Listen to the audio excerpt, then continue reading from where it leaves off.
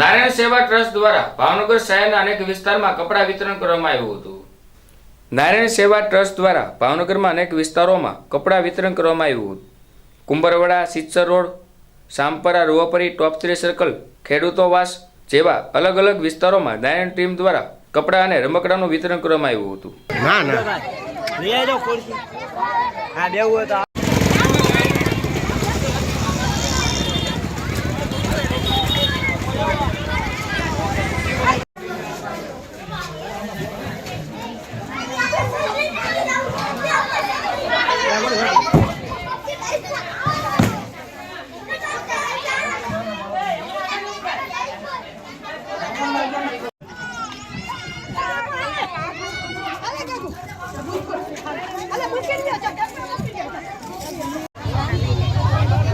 છોકરાની વસ્તુ મોટા તૂટી પડે છે, હવે શું કરવાનું?